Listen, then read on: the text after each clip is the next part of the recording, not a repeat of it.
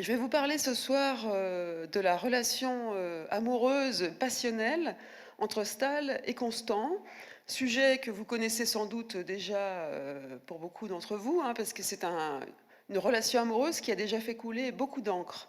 C'est le moins qu'on puisse dire. Il y a beaucoup de choses qui ont déjà été écrites sur ce couple, à la fois intellectuel et amoureux, qu'est Stahl et Constant. On en connaît aujourd'hui beaucoup plus aussi sur eux, alors qu'il y a quelques années, il manquait toute une série d'éléments, on n'y voyait encore pas très clair. Aujourd'hui, a priori, on y voit un peu plus clair, et j'aurais même tendance à dire qu'on pourrait dire que tout a déjà été un peu dit sur Stahl et Constant. Et pourtant, il y a une forme d'opacité persistante dans ce couple. D'ailleurs, la preuve de cette opacité, c'est que chaque biographe la re-raconte, cette histoire, d'une autre manière. Alors, je ne vais pas faire de la publicité et un scoop, mais je prépare une biographie de Stahl. Dès que j'aurai un peu fini cette rentrée infernale et en même temps géniale, mais qui me prend un peu, enfin, dès le mois de janvier, je m'y mets. Cette histoire, vu qu'elle a duré 20 ans, elle va occuper bien sûr une place très importante, c'est la moitié de la vie de Stahl. Je vais raconter moi-même cette relation d'une manière qu'un Constantien raconterait sans doute différemment. Je ne vais pas vous dévoiler, mais ce que je veux dire par là, c'est qu'à chaque fois, l'histoire se re-raconte. Alors pourquoi? Qu'est-ce qu'il y a encore à découvrir dans le couple Stahl-Constant? D'abord, ce qu'il faut savoir, c'est que lorsque Stahl disparaît, en juillet 1817, elle demande à ses proches à ce que toutes les lettres amoureuses qui se sont échangées avec Constant disparaissent. Elle demande, et Constant est d'accord, que leurs lettres d'amour soient brûlées. Cette scène, qui est pour nous un désastre, 200 ans plus tard, a lieu chez Juliette Récamier, l'amie du couple, qui assiste, donc une semaine après la mort de Stahl, à la destruction de toute leur correspondance amoureuse. Toutes, à l'exception de 42 lettres, qui sont les seules qui subsistent aujourd'hui, 42 lettres d'amour que Stahl a écrit à Constant. 42 sur, vous imaginez, les centaines de lettres. Ce qu'il faut savoir donc, c'est qu'au départ, la réalité de cet amour, elle a pour jamais disparu dans les flammes de cette cheminée chez Juliette de Récamier. C'est à la fois très triste pour nous et très beau aussi, hein, parce qu'il y a quelque chose de ce couple, de toute façon, qu'on n'arrivera plus jamais à retrouver. Ça, c'est la première raison objective d'une espèce de mystère ou d'opacité persistante. L'autre raison à cette opacité, au fait qu'on n'arrive toujours pas quand même à y voir très clair, c'est que Stahl et Constant ont chacun une relation très différente à l'intime, à ce que nous appelons aujourd'hui l'intime. Aux deux sens du terme, l'intime affectif, tout ce qui touche les sentiments qu'on peut éprouver pour les proches, et puis tout ce qui touche aussi l'intime physique, le corps, sans parler de la sexualité. Et là-dessus, les sources diffèrent. Constant, par exemple, est pionnier dans ce qu'on appelle l'écriture intime. Hein, vous le savez, il a écrit des journaux intimes qui n'étaient pas destinés du tout à la publication à partir de 1804 jusqu'en 1816. Et dans ces journaux que Constant garde cachés, il analyse tout ce qu'il sent, tout ce qui touche son corps. Et donc Constant n'a aucune difficulté, d'autant que ces textes sont censés ne lui être destinés qu'à lui, à tout dire, y compris des choses physiques, puisqu'il insiste beaucoup, et c'est très important quand même lorsqu'on parle de l'histoire d'un couple, il insiste beaucoup sur l'importance pour lui de la sexualité, mais d'une manière un peu étrange, qui a fait couler beaucoup d'encre. J'en parle un peu parce que tout le monde, quand je dis que je fais une biographie, tout le monde me dit « mais alors, la sexualité stalienne, vaste sujet ». Je vais vous en dire deux mots, mais avant celle de Constant, lui, je vous dis, en parle beaucoup, mais pour lui, la sexualité, c'est quelque chose de très technique. Il insiste sur le fait que les médecins lui ont recommandé d'avoir régulièrement des relations sexuelles pour soulager son corps. Vous voyez, comme mangerbouger.fr, c'est à peu près une espèce d'acte de santé. Il le dit, la privation des femmes ruine ma santé. C'est ce qu'il écrit. Donc c'est une espèce de geste physique assez technique, mais qu'il mentionne donc régulièrement sans la moindre gêne dans son journal. Et on a du coup une idée quand même de son rapport à son corps. Chez Stahl, c'est tout l'inverse. Pour deux raisons. D'abord, on n'a aucun écrit intime. Stahl n'écrit pas de journaux intimes. Elle écrit un journal dans sa jeunesse en 85, qu'elle abrège aussitôt. Donc on n'a pas l'équivalent, si vous voulez, de ces sismographies personnelles dans le monde stahlien. Stahl a par ailleurs une pudeur surdéveloppée. Pour elle, il est totalement indécent de parler de ses sentiments dans une œuvre. Premier problème, première différence pour nous, quand on essaye de voir ce qu'est ce couple. Et l'autre silence stahlien, c'est celui du corps. Un Stahl ne mentionne rien de son corps. Je suis en train de lire toute sa correspondance, je suis fascinée par cette disparition physique. Elle ne dit jamais, par exemple, j'ai bu un verre, j'ai mangé, je ne sais pas, un bon dîner, rien. Tout est totalement désincarné. Et c'est donc très compliqué pour nous d'imaginer ce qu'a été cette vie de couple, puisque ça implique aussi, avec un Constant ardent qui veille à sa santé physique et une Stahl qui ne dit rien, alors qu'elle a eu 5 enfants, il s'est bien passé des choses à un moment donné. Et il ne s'agit pas de faire des secrets d'alcôve, mais il s'agit d'approcher au plus près la réalité de ce qu'a été ce couple. Chez Stahl, il y a un silence du corps qui a fait couler beaucoup d'encre et qui a d'ailleurs nourri la légende d'une Stahl insensible, d'une Stahl qui serait incapable de prendre du plaisir sexuel, par exemple, ce que Constant a d'ailleurs écrit dans son journal avec cette célèbre phrase qui a fait bien des dégâts, « Minette n'a pas de sens ». Et du coup, on croit que ce couple serait un couple purement platonique, etc., ce qui est une des difficultés aussi dans la biographie de l'approche de ce couple. Pour l'instant, il nous manque donc beaucoup d'éléments et je n'ai pas encore trouvé ce qui permettrait d'y voir un peu plus clair dans le rapport au corps. Enfin, le troisième écueil, la troisième opacité, si j'ose dire, qui persiste dans ce couple, c'est, je vous l'ai dit tout à l'heure en rigolant un tout petit peu, mais l'approche un peu partisane des choses. Le couple Stahl-Constant a toujours été un peu présenté avec deux clans. D'abord, il y avait le clan des Constantiens, qui avait une certaine lecture de l'histoire, et puis il y a le camp des Stahliennes, il se trouve que c'était que des femmes, et que les Constantiens n'ont été que des hommes, qui avaient aussi une autre vision des choses. Après, les femmes ont tendance aussi à raconter cette histoire d'une manière un peu différente que les hommes, ce qui contribue, vous voyez, à l'occulter un tout petit peu. Les hommes considèrent que Stahl est une hystérique, excessive, qui du coup était une tornade insupportable, et les femmes, quand elles regardent ce couple, considèrent Constant comme un lâche, un inconstant, justement quelqu'un qui est incapable de se décider, etc. Donc dès qu'on essaye d'approcher ce couple, on tombe dans le procès, soit de l'hystérique, soit du lâche, de l'indécis. C'est une histoire donc passionnelle, d'autant qu'ils ont tous les deux eux-mêmes été très conscients du fait que l'amour était très différent à vivre à leur époque déjà, si on était un homme ou si on était une femme. Cette différence qu'on dirait aujourd'hui de genre, ils l'ont parfaitement théorisée. Constant écrit par exemple dans ses journaux le 13 mars 1804, donc en pleine histoire stahlienne, il écrit « Triste sort que celui des femmes. Il est certain que pour leur bonheur, une retraite presque orientale vaudrait mieux que l'état de demi-dépendance que nous leur laissons. » Et Stahl écrit, elle aussi, dans De l'influence des passions, « L'amour est l'histoire de la vie des femmes, l'amour est l'histoire de la vie des femmes, c'est un épisode dans celle des hommes. » Vous voyez, ils sont tous les deux conscients qu'un homme et une femme ne jouent pas du tout la même chose, à leur époque a fortiori, dans une relation amoureuse. Alors, tout ça fait qu'il est encore difficile, je vous disais, d'y voir un peu clair. Comment faire? Qu'est-ce qu'on peut proposer comme nouveau regard, peut-être, sur cette relation hautement polémique entre Stahl et Constant? Peut-être qu'il faut la prendre, et c'est ce que je vais essayer de faire ce soir avec vous, sous l'angle passionnel. Essayez d'interroger la passion chez eux. Qu'est-ce que ça veut dire, la passion qui les anime, et qu'est-ce que ça veut dire que cet amour très compliqué, très ambigu qui les unit? J'en prends pour exemple la phrase que j'ai choisie comme titre ce soir. À Benjamin, c'est une lettre de Stahl du 8 janvier 1814. À Benjamin, vous avez dévasté ma vie.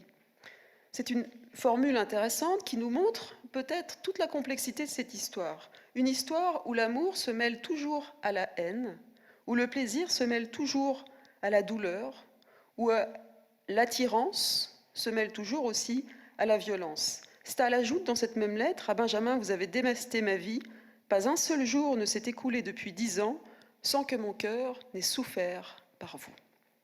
Alors comment expliquer qu'une histoire puisse durer 20 ans en faisant souffrir et Stahl et Constant? C'est peut-être comme ça qu'il faut poser la question. Pourquoi ont-ils fait autant durer un plaisir qui était de l'ordre de la douleur? La première piste, premier élément de réflexion, se trouve dans les tout débuts de leur histoire.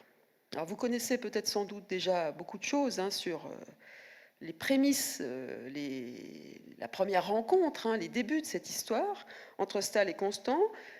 Ce qu'on peut dire, c'est que c'est tout sauf un coup de foudre. La passion n'est pas du tout au rendez-vous. C'est assez troublant lorsqu'on regarde la correspondance. C'est pas du tout ce qu'on appelle en anglais le love at first sight. Pas du tout. Je vous rappelle les faits. Constant et Stahl se rencontrent à Montchoisy, pas très loin d'ici, en septembre 1794. Stahl écrit à ses proches, au lendemain de sa première rencontre avec Benjamin: j'ai trouvé ici ce soir un homme de beaucoup d'esprit qui s'appelle Benjamin Constant. Il est cousin de Rosalie, mais elle ajoute pas trop bien de figure, mais singulièrement spirituel. Alors là, on trouve un premier problème, première chose un peu étonnante dans la manière dont Stahl présente Constant. Il est laid, elle le trouve en tout cas laid, il est pas trop bien de figure. Par contre, c'est un homme brillant, singulièrement spirituel. Elle le dit un mois plus tard encore: je dois vous dire que monsieur Benjamin Constant, âgé de 26 ans et remarquablement spirituel, est tombé amoureux de votre Minette. C'est comme ça qu'il l'appelle et qu'elle s'appelle elle-même. Donc elle le sait, mais oui, elle le dit comme une espèce de fait. Nous vous garderons ces lettres et cacherons son visage, qui donnerait trop peu de mérite à ma brillante indifférence. Vous voyez, il y a une insistance récurrente sur le fait que physiquement, Stahl n'est pas du tout attiré par Constant, c'est pas du tout le grand amour, c'est quelqu'un qu'elle trouve intéressant, mais dont elle parle avec un peu de distance, voire un peu de dérision, soulignant juste à quel point Constant est spirituel. Lui, en revanche, à la même époque, est d'emblée totalement séduit.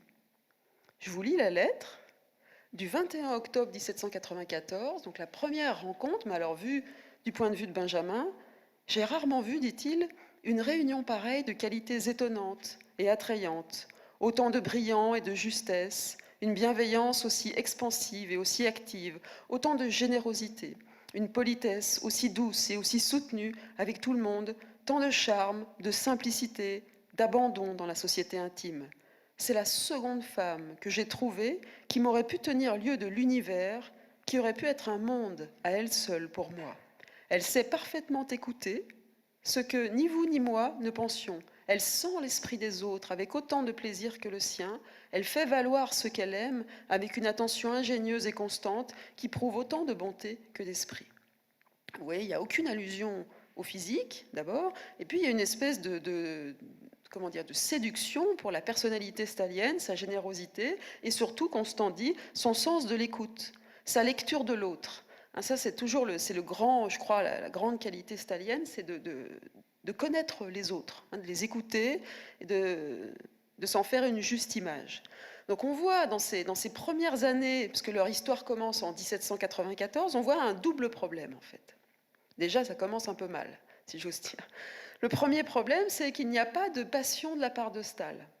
Elle est, elle, totalement insensible à ce Benjamin, qui est tombé amoureux de votre Minette. Vous voyez, elle dit ça comme si ça ne la concernait pas du tout. Il n'y a pas du tout de passion de Stahl. Pourquoi? Parce qu'à ce moment-là, elle, en 1794, elle est totalement passionnée par deux autres hommes. C'est pas qu'elle est incapable de passion, c'est qu'elle est accaparée de manière torride par, en 1793, Narbonne, qui est le grand amour de sa vie, certainement en lisant ses lettres, en tout cas un homme qu'elle a aimé, mais passionnément. et dont elle se remet à peine, de la séparation avec lequel pardon, elle se remet à peine, et puis en 1994, elle vient de rencontrer Ribbing, hein, ce jeune prince suédois qui se trouve en Suisse aussi, et avec qui elle revit une passion folle au moment où elle rencontre Constant. Donc Constant ne lui fait aucun effet, à part celui d'un homme spirituel, parce qu'elle l'aime très très fort, et ça va durer encore 2 ans. Il va falloir 2 ans pour qu'elle se sépare de Ribbing, hein, pour s'intéresser à Constant. Donc, premier problème, une femme qui est totalement combutionnée ailleurs, et qui rencontre Constant en disant oui, bon, il a beaucoup d'esprit, mais bon, voilà quoi. Elle aime ailleurs, et elle raconte à ses amants, je sais pas ce qu'il a, il s'accroche à moi. Bon, vous voyez, ça c'est pas du tout ce qu'on attend. Et alors, le deuxième problème, c'est que pendant ce temps, Constant, lui, est totalement amoureux. Et d'autant plus amoureux qu'il voit très bien que c'est sans issue, que Staël aime ailleurs, et elle aime fort. Du coup, il se désespère, il menace de se suicider, il se tape la tête contre les murs, et du coup, Staël, mais le trouve ridicule. Et elle raconte à tous ses amants, les débuts de leur couple, hein, sont vraiment déjà une histoire très curieuse, très cruelle. Puisqu'on a d'un côté, en gros, Constant qui ne cesse de la suivre, de guetter sa chance, voyant bien que voilà, ça ne marchera pas, et Staël qui, un peu cruellement, raconte à tout le monde, mais qu'est-ce que c'est que ce jeune roux qui est prêt à tous les extrêmes. Voilà ce qu'elle dit, par exemple. À un moment donné, elle se moque un peu, parce que Constant fait 2 tentatives de suicide en se frappant la tête contre les murs. Pour vous dire l'espèce de décalage, enfin, je vous passe peut-être la citation de la lettre, il y a un décalage assez troublant et assez douloureux aussi au départ, entre une femme qui aime ailleurs très fortement, qui s'intéresse vaguement à Constant, et puis lui qui, au contraire, est parti dans une espèce de combustion à sens unique et un peu pathologique aussi. Alors, et en plus, Constant qui s'humilie, parce que ça ne lui pose apparemment pas de problème, où il consent au fait d'être un peu le témoin d'un amour fort, parce qu'il passe les soirées entières avec Staël, mais Staël aimant Ribbing. Vous voyez, il y a une espèce d'avilissement ou d'humiliation un peu particulier. Il faut donc attendre 2 ans, et l'année 1796 seulement, pour que Ribbing et Staël s'éloignent l'un de l'autre, et que Staël se rapproche de Constant. Alors, question que tous les spécialistes se sont posées, est-ce qu'elle se rapproche par amour? Plutôt, voilà, plutôt un peu par pitié. Ça, c'est d'ailleurs un schéma assez récurrent dans l'histoire stalienne. Staël finit par s'attacher aux persévérants qui ont été, vous voyez, enfin, Béatrice Jasinski, qui a été une des premières à étudier sérieusement cette relation, elle dit qu'elle récompense Constant de sa sollicitude. Vous voyez, ça fait quand même 3 ans bientôt qu'il est là, à la suivre, à attendre. Elle se retrouve tellement désespérée, elle dit, bon, bah, après tout, il est gentil, il est là. Et puis, il est brillant et on peut bien discuter. Vous voyez, mais ce n'est pas du tout quelque chose de l'ordre de l'amour de sa part. Donc, Staël est plutôt un peu touchée. Elle fera exactement la même chose avec son dernier mari, John Roca, à la fin de sa vie, en 1812. Au début, elle ne l'aime pas du tout. Puis comme Roca insiste, et persévère et la harcèle un peu, elle finit par dire, bon, après tout, pourquoi pas, hein, mais ce n'est pas de l'ordre de la passion à ce moment-là. Par contre, donc il n'y a pas de passion amoureuse de sa part du tout. Il y a un attachement consenti en 96. Alors là, il se passe 2 choses. Du coup, Constant obtient ce qu'il attendait depuis 3 ans. Enfin.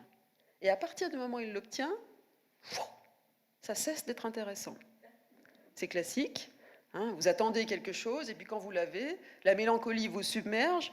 Finalement, Constant se désintéresse affectivement très tôt de Staël. Par contre, vit avec elle une autre histoire à partir de 96, qui est une histoire politique, une histoire intellectuelle. Et là, leur couple va vraiment naître, mais comme un couple politique. 96, c'est la grande année pour eux de l'entrée dans la vie politique française. Ils reviennent à Paris ensemble, ils écrivent ensemble, ils écrivent en particulier des textes sur la liberté, hein. Ils écrivent à 4 mains, Là, c'est très, très intéressant et très original, il faut savoir, hein.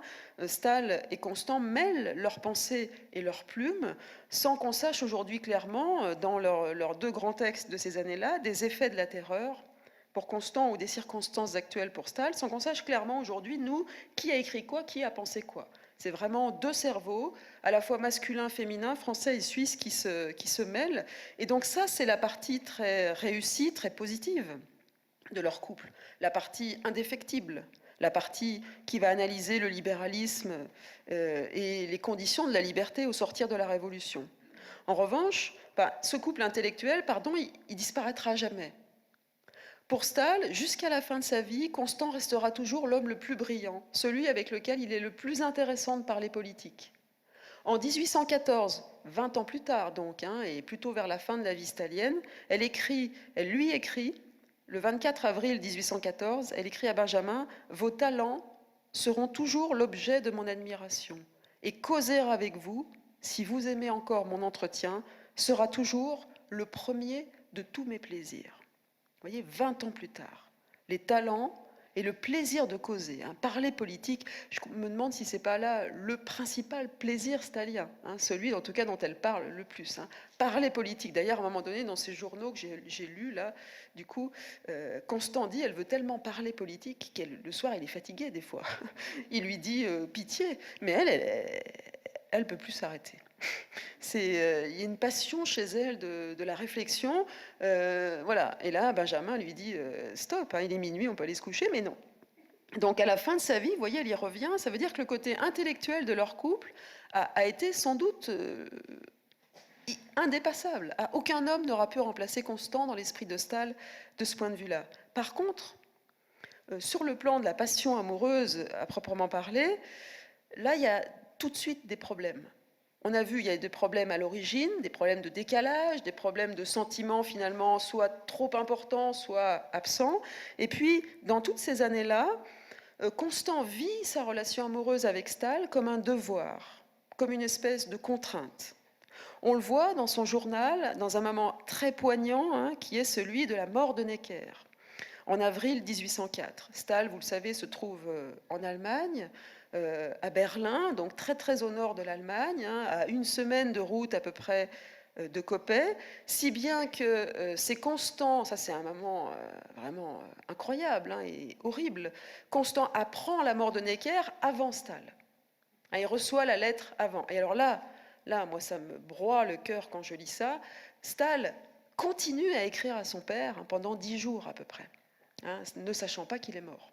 Donc il y a au moins dans la correspondance de Staël, il y a même plus que ça, il y a 20 lettres qui sont adressées à un mort, où elle continue à lui dire voilà, tu me manques, je suis inquiète, je pense à tout ce que je vais te raconter. Alors nous, quand on lit ces lettres aujourd'hui, elles ont un parfum vraiment poignant, parce qu'on sait que Necker n'est déjà plus là. Mais Constant le sait avant.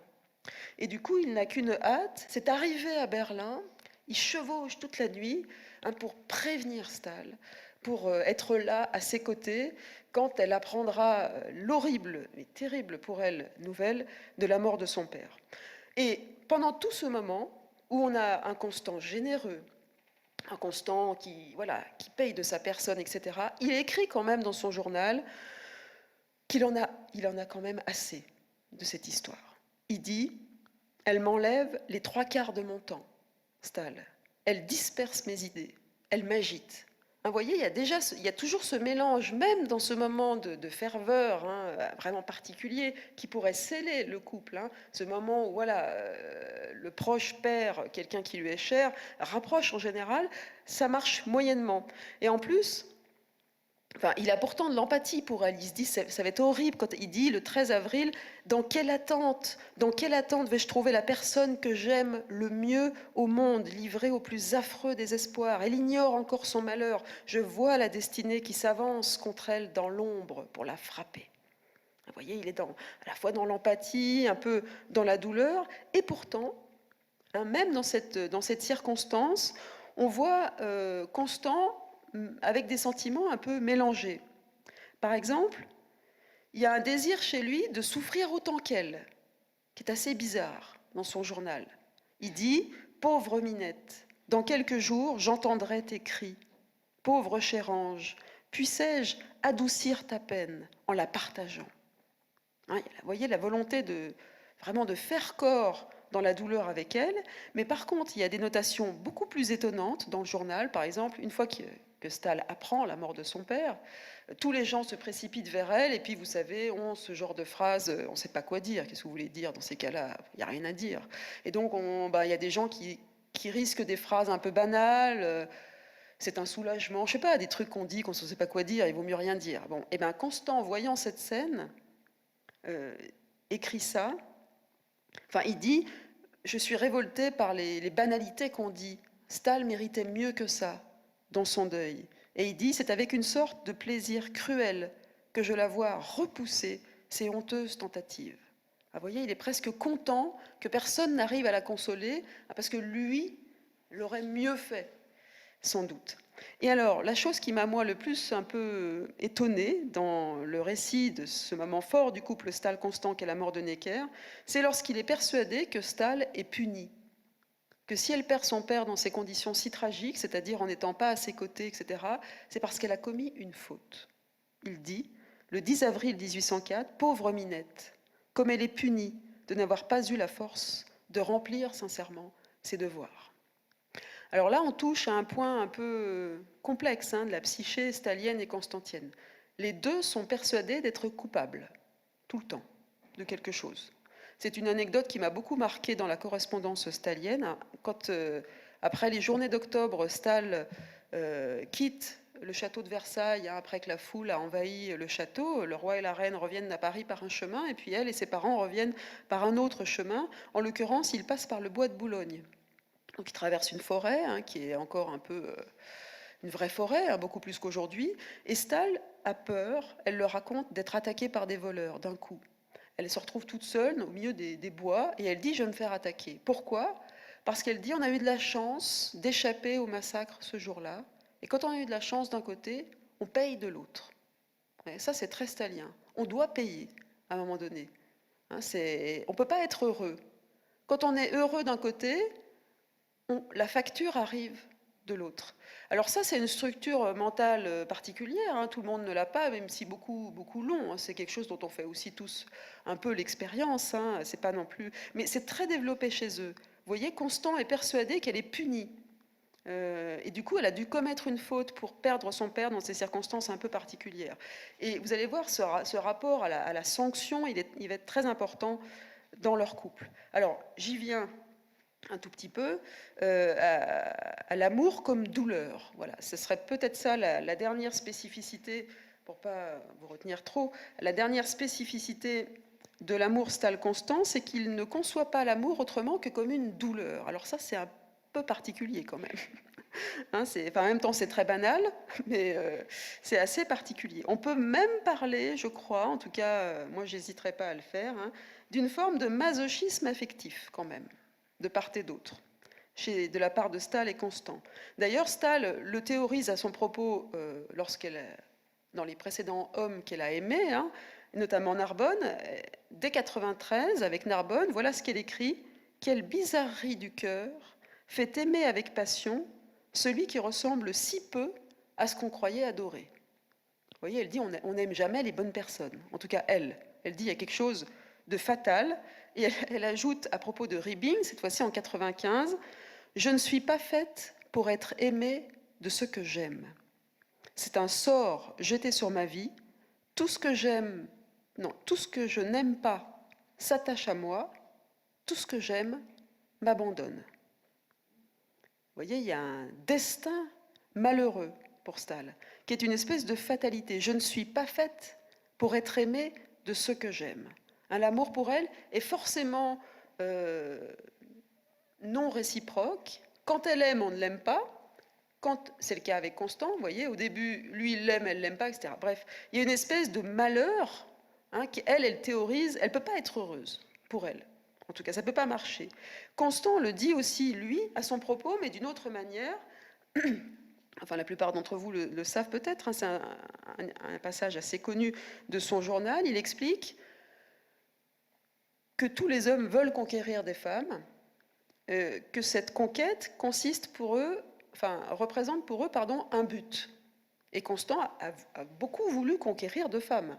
Il y en a eu 2 avant Staël, et puis après, bon, bah, il se marie avec Charlotte Hardenberg, qui est aussi quelqu'un il faut un certain temps, etc. Puis après, il a un coup de foudre total avec Juliette Récamier, coup de foudre 20. Ah, mais il passe son temps à désirer des femmes relativement inaccessibles aussi, ou compliquées. Et justement, pourquoi? Ça, c'est aussi intéressant. Pourquoi il est toujours attiré par des femmes a priori difficiles à séduire? Et il explique que justement, dès que la femme est séduite, le but devient un lien. C'est le mot de Constant. Donc l'intérêt, c'est pas la possession de l'autre, c'est pas l'amour, ça devient l'ennui, ça devient un lien, on ne sait pas comment s'en débarrasser. D'ailleurs, il va lui falloir 15 ans pour se débarrasser de Staël. Il lui a fallu 3 ans pour l'avoir, et puis ensuite il lui faut 15 ans pour essayer de s'en débarrasser, puis à peine il s'en sera débarrassé, il dira zut. Vous voyez, donc en fait, les choses ne sont intéressantes qu'à partir du moment où on ne les a pas. Dès qu'on est en couple, c'est l'ennui, il n'y a plus de défis. Alors pour lui, c'est ça, ça devient un lien. Les femmes ne doivent être qu'un horizon. Pour Staël, c'est un peu différent, mais de toute façon, ça ne peut pas non plus marcher. La passion est donc entre eux quelque chose de toxique, de douloureux. Et pourtant, ce qui est un peu troublant quand même, c'est que cette douleur amoureuse, ils vont la rechercher entre eux. Quand on lit les lettres qui restent, quand on lit le journal de Constant, il y a une espèce de prédilection pour la douleur, pour se faire du mal, effectivement. En tout cas de la part de Staël, mais aussi, vous allez voir, de la part de Constant. Voilà ce qu'elle écrit à Constant. Donc là, je vous cite les rares restes de ces 42 lettres d'amour, qui sont assez tardives d'ailleurs. Elle lui écrit le 20 mai 1813. « J'ai toujours des lettres de vous auprès de moi. Je n'ouvre jamais mon secrétaire sans les prendre à la main. Je contemple l'adresse. Tout ce que j'ai souffert par ces lignes me fait frissonner. Et pourtant, je voudrais en recevoir de nouveau. » Vous voyez? Même chose. Elle imagine qu'elle meurt noyée. Ça, c'est un des grands cauchemars staliens. Mourir noyée. Elle a peur de l'eau. Et donc, elle raconte à Constant, dans une lettre, ce cauchemar qu'elle a fait. « Mon père, vous et Mathieu demeurez dans une partie de mon cœur qui est fermée à jamais. J'y souffre toujours. Et malgré tout, j'y suis morte et j'y vis. Et si je périssais dans les flots, ma voix appellerait ces 3 noms dont un seul m'a été funeste. » Et elle ajoute, 1813 encore, « Je ne voudrais pas mourir sans vous avoir revu, sans avoir encore parlé comme je vous parlais. Mais je voudrais mourir après, car vous m'avez détruite au fond de l'âme et vous me détruiriez encore. » Vous voyez, c'est à la fois, nous nous sommes détruits, j'ai besoin de vous, j'aimerais vous revoir, vous me redétruiriez, mais en même temps, hop, et voilà. Et c'est une espèce de cyclicité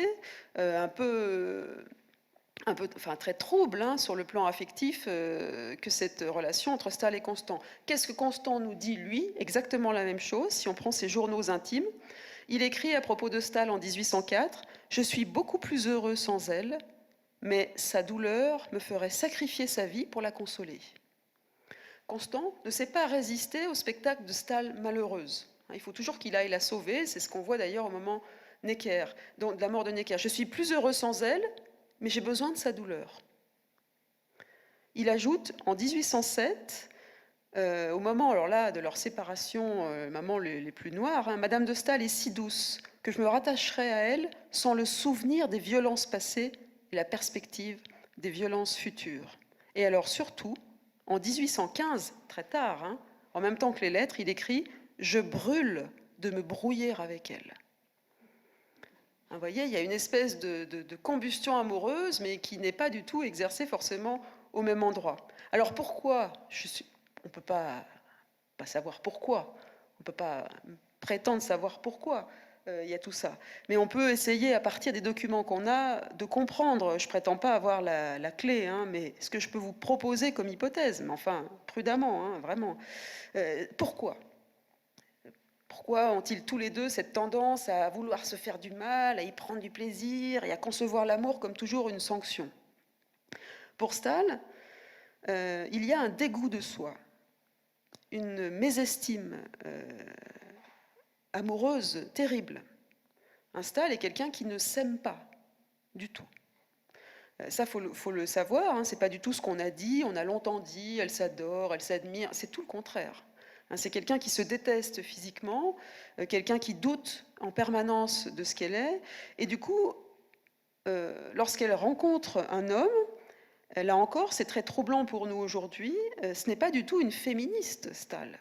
Alors ça, je le dis beaucoup, et je me fais beaucoup embêtée par des femmes sur ce sujet qui me disent « mais Stahl est féministe » ou elle n'est pas du tout féministe.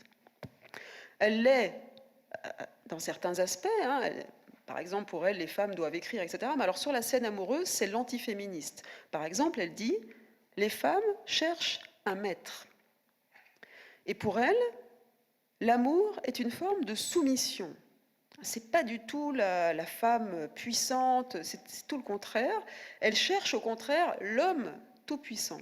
Il y a un rêve du chevalier chez Stahl. C'est vraiment pas du tout féministe, pas du tout moderne. Hein. C'est une femme ultra classique de ce point de vue-là. Enfin, je veux dire classique, ça veut rien dire, c'est bête ce que je dis, mais vous voyez ce que je veux dire. Une femme un peu romanesque plutôt, voilà, romantique. L'homme est celui qui doit avoir la toute-puissance pour Stahl. Et elle pourra être rassurée d'être protégée par lui. C'est son rêve. Mon rêve, dit-elle, c'est me soumettre. Le problème, c'est qu'elle ne peut pas se soumettre à n'importe qui. Donc il faut trouver un homme assez admirable pour qu'elle veuille bien se soumettre à lui.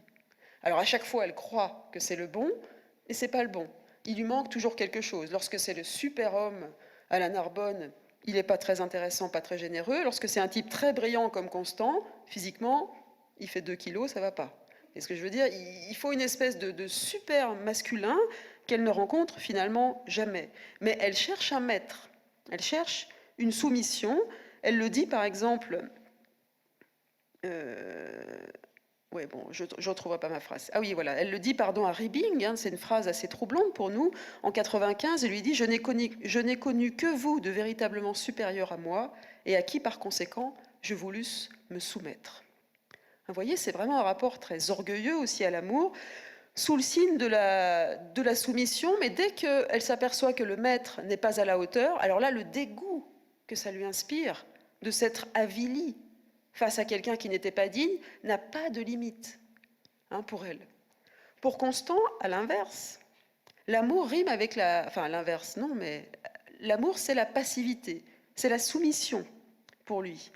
Il le dit, par exemple, lorsqu'il tente de séduire Juliette Récamier en 1814, « Journée toute à Juliette, je ne suis pas encore aimé, mais je lui plais. » Et il ajoute, « Il y a peu de femmes qui soient insensibles à ma manière d'être absorbées et dominées par elle. » Vous voyez, l'amour à la Constance, c'est se laisser comme ça dominer par les femmes.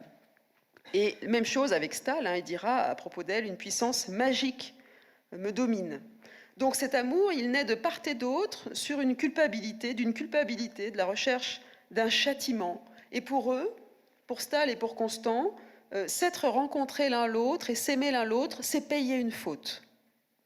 C'est la facture dont je vous parlais. Stahl l'écrit à Constant, j'arrive au bout, hein, le 12 juin 1815. Donc là, on est vraiment dans les toutes dernières lettres. Hein. Moi, dit-elle, depuis que je ne vois dans notre liaison qu'un sort jeté sur moi par la vengeance de l'enfer, je suis poursuivie par l'idée qu'apparemment je le méritais. Que mon père lui-même n'a pu obtenir mon pardon. Enfin, je souffre de ne plus pouvoir vous considérer que comme un être qui a été chargé de me punir.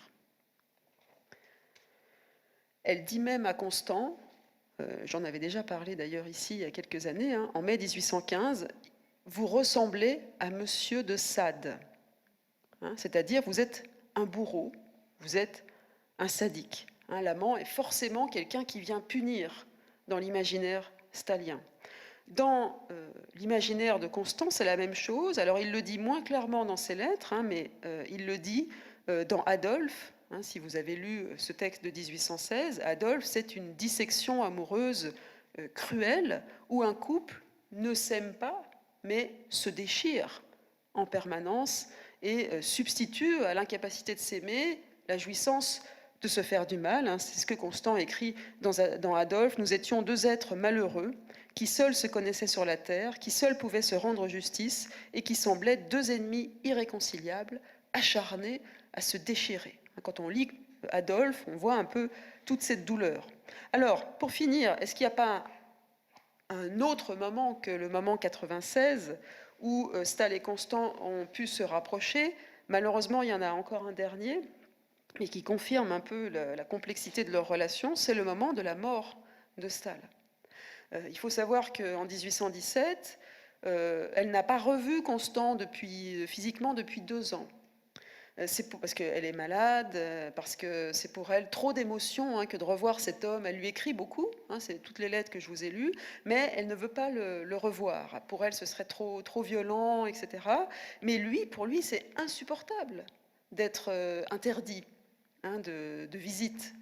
Et donc, dès qu'il apprend la mort de Stahl, le 14 juillet, il supplie les proches, et qui de fait le lui accordent ce droit. Il est le premier à veiller la dépouille de Stahl. Il est abattu.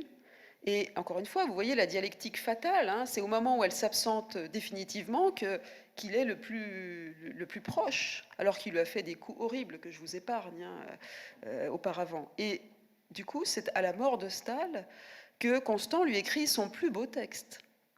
Parmi toutes les nécrologies de cette année 1817, il y a beaucoup d'hommages, mais le plus beau, c'est certainement celui qu'écrit Benjamin Constant dans le Mercure de France. Alors je finirai en vous lisant ces quelques mots d'hommage. C'est la dernière lettre d'amour à celle qui, pour le coup, a vraiment disparu cette fois.